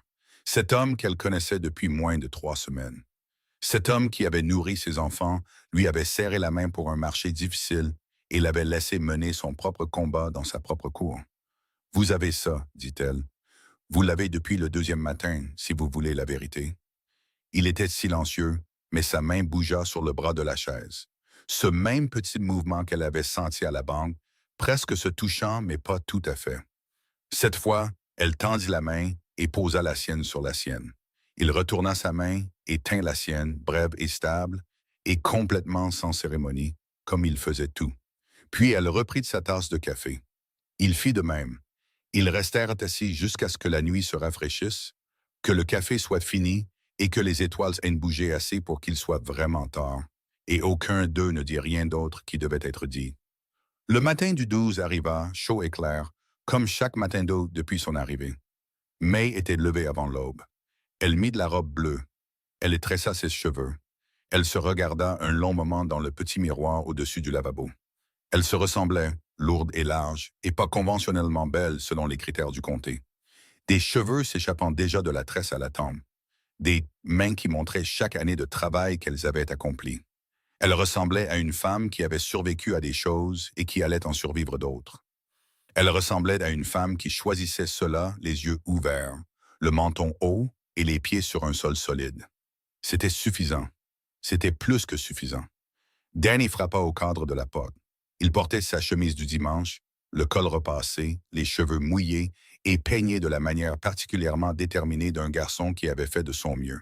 « Tu es belle, maman, dit-il. Toi aussi. » Elle tendit le bras. Il vint se tenir à côté d'elle et ils se regardèrent tous les deux dans le petit miroir. « Prête? Et toi? » demanda-t-il. Elle regarda le visage de son fils. 12 ans dans le corps d'un enfant de 6 ans, les yeux de son Thomas portant plus qu'il ne devrait avoir à porter et ne se brisant pourtant pas sous le poids. « Ouais, dit-elle, je le suis vraiment. » Clara apparut derrière Danny avec Bess, vêtue d'un petit morceau de tissu blanc qu'elle avait noué autour de la poupée en guise de tenue de mariage, ce qu'elle avait apparemment planifié en secret et exécuté avec une grande satisfaction. « Bess est prête aussi, » annonça Clara. May rit. Le rire sortit de nulle part, réel et plein, et cela la surprit. La façon dont le rire pouvait encore faire ça, pouvait encore arriver sans prévenir et être sincère. Elle prit la main de sa fille, elle posa son autre main sur l'épaule de son fils. Ils sortirent tous les trois de la pièce du fond, ensemble, pour entrer dans la cuisine où Luke se tenait déjà dans une chemise blanche propre et son meilleur gilet. Son chapeau dans les mains, ses yeux sombres trouvant May dès qu'elle franchit la porte. Il la regarda comme un homme regarde quelque chose qu'il a encore un peu peur de vouloir. Elle comprenait parfaitement ce sentiment. « Bonjour, dit-elle. Bonjour. » Il fit tourner son chapeau une fois dans ses mains. « Tu es... » Il s'arrêta. « Ne dis rien, dit-elle, car elle le voyait essayer de trouver des mots et lutter, et elle n'avait pas besoin des mots pour l'instant. « Je sais. » Il la regarda fixement. « Ouais, dit-il, je pense que tu sais. » Garrett arriva à la porte à ce moment-là, vêtu de ce qui était clairement sa meilleure chemise, et sentant l'eau de Cologne appliquée avec un optimisme excessif. Souriant si largement que cela semblait peu pratique. Il les regarda tous les quatre, Luke, May, Danny, Clara avec sa poupée habillée, et il retira son chapeau et le pressa contre sa poitrine avec ses deux mains. « Seigneur, aie pitié, » dit-il. « C'est une belle matinée. »« Garrett, » dit Luke. « Je sais, je sais. » Il recula, mais il souriait toujours alors qu'ils franchissaient de la porte, tous les quatre, dans de la chaleur d'août, dans de la lumière simple, brutale et pourtant entièrement suffisante d'un matin du Kansas, en été de 1872. Et May Ferguson marcha vers le reste de sa vie, de la même manière qu'elle était sortie de ce poulailler 3 semaines auparavant, le menton haut, les mains stables, le cœur compliqué et présent, et entièrement, obstinément, irrévocablement vivante. Le révérend Alden célébra la cérémonie dans le salon de la maison du ranch, car May l'avait demandé ainsi. Pas une église, pas une place publique, pas un endroit qui nécessitait un public avec des opinions. Juste la pièce où elle avait vécu et travaillé, où ses enfants avaient mangé, dormi et s'étaient lentement retrouvés. Elle voulait prononcer les mots dans un lieu qui la connaissait déjà. Un lieu qui l'avait vue fatiguée, frustrée, incertaine et toujours debout. Le révérend était un homme maigre, à la voix sèche d'une 60aine d'années, qui célébrait des mariages et des funérailles dans ce comté depuis assez longtemps, pour connaître la différence entre une cérémonie qui avait besoin d'embellissement et une qui devait simplement se faire discrète. Il regarda May et Luke, debout côte à côte devant lui, Danny solennel et le dos droit à côté de sa mère, Clara tenant Bess avec le sérieux concentré d'un témoin officiel. Et il ouvrit sa Bible et lut les mots, simples et clairs, sans aucune décoration. May écouta chaque mot. Elle ne s'attendait pas à ressentir ce qu'elle ressentit. Elle s'attendait à se sentir pragmatique, résolue. Elle avait pris sa décision les yeux clairs, elle s'y était tenue, et elle gérait ses sentiments à ce sujet avec la même efficacité organisée qu'elle apportait à tout le reste. Elle était préparée au poids de la chose. Elle était préparée au deuil qui accompagnerait l'espoir.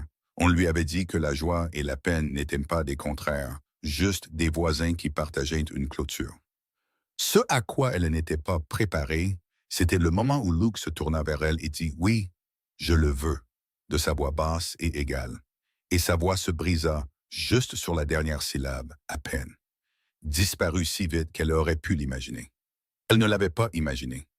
Elle le regarda. Il regardait droit devant lui, vers le révérend, la mâchoire serrée, tout son sang-froid retrouvé en un instant. Mais elle l'avait entendu. Cette seule petite fracture dans la pierre. 7 ans de solitude, le ranch, la tombe de Catherine quelque part à l'est de la propriété. Et l'homme debout ici maintenant, dans sa meilleure chemise blanche, disant « Oui, je le veux », à une femme qu'il connaissait depuis 3 semaines, avec une voix qui se brisait à la fin parce qu'il le pensait plus qu'il n'était prêt à le dire. May prononça son propre « Oui, je le veux », sans que sa voix ne se brise, mais sa main se resserra sur la sienne. Il le sentit. Ses doigts se refermèrent sur les siens. Le révérend Alden prononça les derniers mots. Il ferma la Bible. Il les regarda tous les deux par-dessus ses lunettes avec la chaleur mesurée et privée d'un homme qui avait vu assez de la vie pour reconnaître quand 2 personnes faisaient le travail sérieux et nécessaire de la continuer. « C'est fait, alors, dit-il. C'est fait, dit May. Garrett, debout près de la porte où il s'était positionné comme témoin non officiel et observateur sentimental, fit un bruit qu'il essaya immédiatement de déguiser en tout. Danny le regarda avec le scepticisme transparent d'un enfant de 6 ans. « Ce n'était pas une toux, dit Danny. « Absolument que si, dit Garrett. Clara tendit Bess vers le révérend. Bess était la demoiselle d'honneur, l'informa-t-elle sérieusement. Elle n'avait pas su de fleurs, mais elle a été très sage. Le révérend Alden regarda la poupée aux yeux de bouton avec une gravité appropriée. Elle a accompli ses devoirs admirablement. Ils mangèrent ensemble, tous les 5, plus le révérend, qui resta pour le repas car May avait préparé assez de nourriture pour 10 personnes. C'était une habitude combinée d'une femme qui avait passé des mois à nourrir trop peu et la détermination particulière de quelqu'un qui voulait que ce jour soit empreint d'abondance, même si l'abondance n'était que du pain de maïs, du porc salé et le gâteau aux pommes séchées qu'elle planifiait depuis le 11. Il y eut un moment, au milieu du repas, où tout le monde parlait en même temps. Danny demandant à Garrett quelque chose sur du fil de fer. Clara expliquant l'opinion de Bess sur le gâteau aux pommes.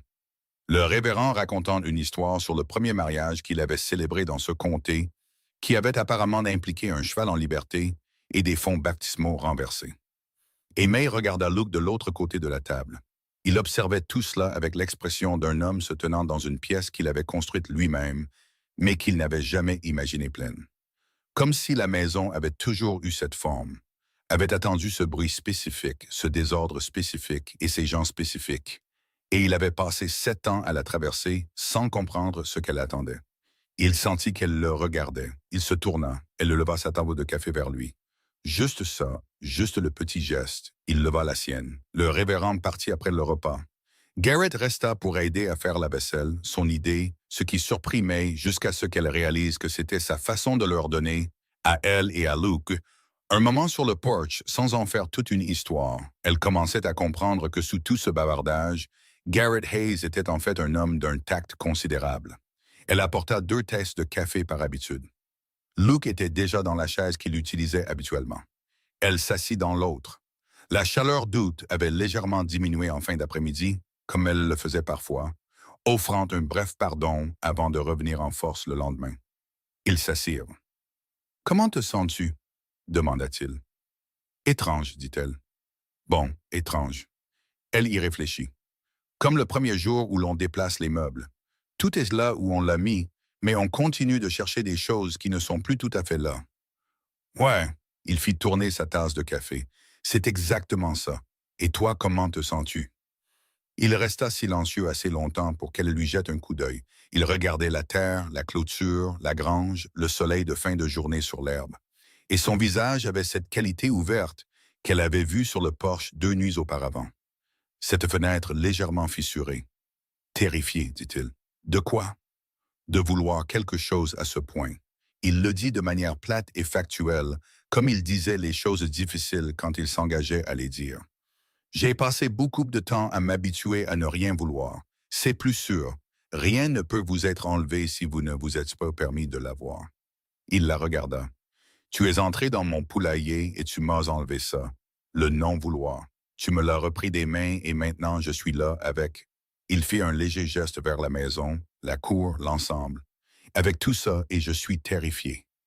May le regarda fixement. Bien, dit-elle. Il cligna des yeux. Ça veut dire que c'est réel, dit-elle. Terrifié, ça veut dire réel. J'étais terrifié par Thomas pendant les 6 premiers mois. Terrifié qu'il change d'avis. Terrifié que quelque chose l'emporte. Terrifié de l'aimer trop et de ne plus rien avoir pour moi. Elle prit son café. Chacune de ses peurs s'est réalisée d'une manière ou d'une autre. Et c'était quand même la chose la plus réelle que j'ai jamais eue. Elle le regarda. Terrifié, c'est le bon sentiment, Luc. Le seul mauvais, c'est d'être insensible. Il était très immobile. Il la regardait comme il l'avait regardée dans la cuisine ce matin-là, avant la cérémonie. Ce regard qui avait encore un peu peur de vouloir. « Tu es, dit-il lentement, la personne la plus honnête que j'ai jamais rencontrée. J'ai des enfants, dit-elle. Je t'ai dit, pas le temps pour autre chose. Il laissa échapper un souffle. Quelque chose en lui s'apaisa visiblement, comme un homme qui pose un poids qu'il portait depuis si longtemps qu'il avait cessé de remarquer à quel point il était lourd. Il se pencha en arrière dans sa chaise. Il regarda ses terres. Leur terre. Le mot résonna dans la tête de May, étrange, solide et nouveau. Leur terre. Elle le testa. Elle le laissa reposer. Cela ne ressemblait pas à une trahison envers Thomas comme elle l'avait craint. Cela ressemblait à quelque chose que Thomas aurait approuvé, de la même manière qu'il approuvait tout ce qui signifiait que sa famille allait s'en sortir. Arrête d'être fière et commence à être intelligente. Elle avait fait les deux à la fin, avait réussi à être les deux en même temps, ce qui était plus difficile et prenait plus de temps, mais ce que Thomas, pensait-elle, aurait trouvé satisfaisant. Il avait toujours aimé quand elle le surprenait. Le premier test de ce qu'ils avaient construit est arrivé 9 jours plus tard, et il est venu d'une direction que May n'avait pas vue. Elle était au magasin général en ville, la première fois qu'elle allait en ville en tant que May Zachary, et elle gérait le poids de ce nom avec la pratique stable et délibérée de quelqu'un qui fait ses nouvelles bottes. C'est alors qu'elle entendit la voix derrière elle. « J'ai entendu dire que tu t'étais vendu pour sortir d'une mauvaise passe. » Elle se retourna. Elle l'avait déjà vue, cette femme. Agnes Tull, la cinquantaine, épouse d'un homme qui élevait du bétail au nord du comté. Pas cruel exactement.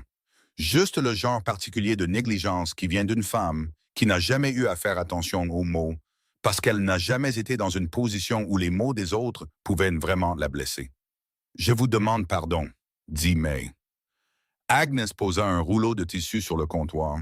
Elle ne regarda pas directement May en parlant, ce qui était la lâcheté particulière d'une femme qui voulait porter un coup sans être vue le lancer. « Eh bien, ça a bien marché pour toi, n'est-ce pas? 3 semaines après avoir volé des œufs, tu as un ranch à ton nom. » Elle rit légèrement. Certaines femmes ont un talent pour ce genre de choses, je suppose. May entendit les mots. Elle les sentit atterrir. Elle sentit leur forme familière. Les mots qu'il avait suivis toute sa vie sous une forme ou une autre. Les mots qui disaient « Tu es trop. Tu n'es pas le bon genre. Tu ne mérites pas ce que tu as. » Elle entendait ces mots depuis qu'elle était une fille. Elle avait 41 ans et elle en était fatiguée. Elle se tourna pour faire face complètement à Agnes Tull. Elle fit un pas entier vers elle, pas menaçant, juste présent. Juste la présence physique pleine et indéniable d'une femme qui avait décidé qu'elle en avait assez de se faire petite. « Agnes, dit-elle, j'ai travaillé chaque jour de ma vie d'adulte. J'ai défriché la terre aux côtés de mon mari jusqu'à ce que mes mains saignent. J'ai élevé 2 enfants à travers le deuil, la faim et les 4 pires mois de ma vie sans demander l'aide d'une seule personne dans cette ville. » Elle garda sa voix égale, stable. « Luke Zachary et moi nous sommes choisis. Il savait exactement ce qu'il obtenait, et moi aussi. Si cela ne correspond pas à l'histoire que vous voulez raconter sur moi, je vous demanderai de raconter une histoire différente. » Elle fit une pause. « Ou je vous demanderai d'envisager de ne rien raconter du tout. » Agnes Tull était devenue toute silencieuse. Le commis derrière le comptoir avait trouvé quelque chose de très important à faire près des étagères du fond. Je n'essaie pas de me faire une ennemie de vous, continua May. J'essaie d'être clair parce que j'ai trop à faire pour dépenser plus de mon énergie sur l'opinion de gens qui n'ont jamais eu besoin de rien de personne. Elle hocha la tête d'une manière civile et finale. Bonne journée. Elle prit ses achats, elle sortit du magasin général et entra dans la pleine chaleur d'août et elle continua de marcher jusqu'à ce qu'elle atteigne les chevaux. Puis elle resta là un moment, les mains à plat sur la selle, le front brièvement incliné contre le cuir. Elle entendit des bottes derrière elle. Elle se retourna. Luke arrivait du magasin d'aliments pour animaux où il chargeait le chariot. Il jeta un coup d'œil à son visage et s'arrêta. « Que s'est-il passé ?» dit-il. Agnes Toll. Sa mâchoire se contracta légèrement. « Qu'a-t-elle dit ?» May le regarda. « Rien que je n'ai déjà entendu, rien que je n'entendrai plus. » Elle se redressa. « Je m'en suis occupé. »« Je n'en doute pas. » Il vint se tenir à côté d'elle. « Tu vas bien ?» Elle y réfléchit honnêtement. La vraie réponse, pas celle de façade. « Je suis en colère, dit-elle. Et je suis fatiguée d'être en colère pour les mêmes choses pour lesquelles j'ai été en colère toute ma vie. Et en dessous de ça, elle s'arrêta, prit une profonde inspiration. En dessous de ça, je vais bien. Je vais plus que bien. J'avais juste besoin d'une minute.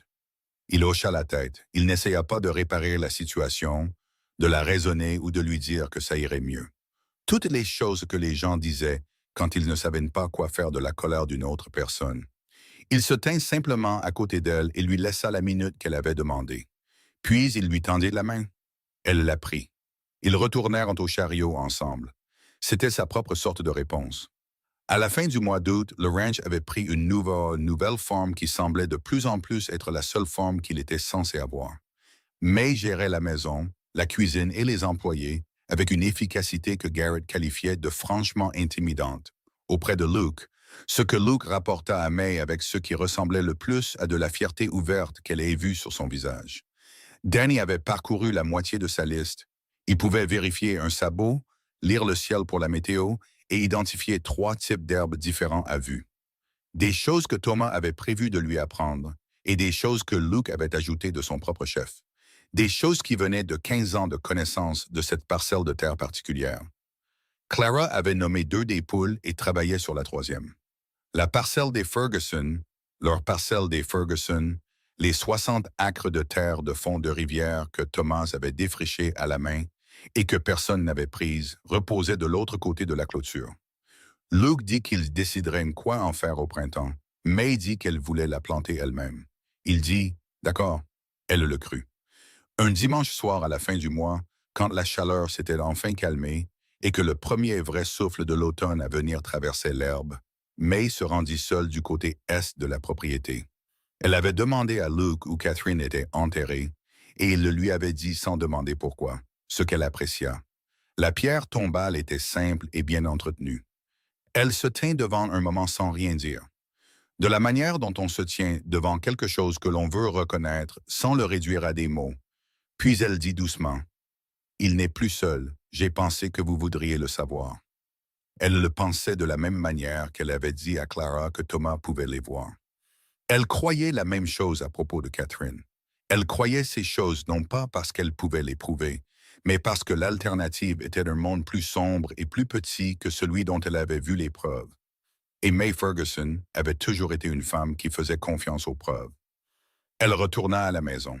Elle pouvait entendre la voix de Danny depuis la grange. Parlant à Luke de la manière dont il parlait quand il était excité par quelque chose, vite et en se chevauchant, les mots se bousculant les uns les autres, comme il le faisait avant qu'Avril ne change tout.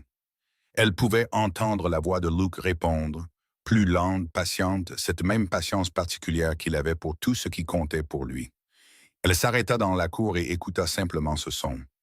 La voix de son fils, vivante, sans défense et débordant de l'éclat spécifique d'un garçon à qui on avait redonné la permission de vouloir des choses. Elle n'avait pas entendu cette voix depuis 4 mois. Elle avait craint, dans la partie la plus sombre de ces mois, de ne plus jamais l'entendre. Clara sortit en courant de la porte d'entrée avec Bess et se jeta contre les jambes de May sans prévenir, ce qui était son salut habituel quand elle était restée à l'intérieur plus d'1 heure. Et May l'attrapa, la souleva et la tint contre sa poitrine, sentant le poids solide et spécifique de sa fille vivante, chaude, bruyante, merveilleuse, et inspira. « Maman, dit Clara, Bess veut savoir si on reste ici pour toujours. » May regarda la maison, la lampe déjà allumée à la fenêtre. La grange où elle pouvait encore entendre la voix de son fils s'élever avec une histoire qu'il devait faire connaître à Luke. La terre s'étendant dans toutes les directions, sous un ciel qui était devenu bleu profond et doré sur les bords, comme le faisait un soir du Kansas quand il se montrait. Elle tenait sa fille. Elle regarda tout cela. « Ouais, dit-elle, dis à Bess que nous restons. » Clara enfouit son visage dans le cou de May, satisfaite, et May Zachary, qui avait été May Ferguson, qui avait été une veuve et une voleuse d'œufs, et une femme qui n'avait plus rien d'autre que 2 enfants et une colonne vertébrale qui refusait de plier, se tenait dans la cour du ranch où elle était entrée, affamée, désespérée et terrifiée, et sentit pour la première fois depuis longtemps que le sol sous ses pieds était solide, était réel, était à elle. Pas parce que quelqu'un le lui avait donné, pas parce qu'elle avait été sauvée ou prise en pitié, ou qu'on avait vu au-delà de sa taille, de son deuil et de sa vie simple et dure, parce qu'elle l'avait choisi, les yeux clairs et les mains ouvertes, et qu'il l'avait choisi en retour. Certaines femmes n'ont qu'une seule vie, pensa May. D'autres voient leur vie brisée et en reconstruisent une autre. Planche par planche, matin après matin, repas après repas, à partir de ce qui restait. Elle avait appris, enfin et complètement, que ce qui restait était suffisant. Ça l'avait toujours été suffisant. Elle ne savait juste pas encore comment le voir.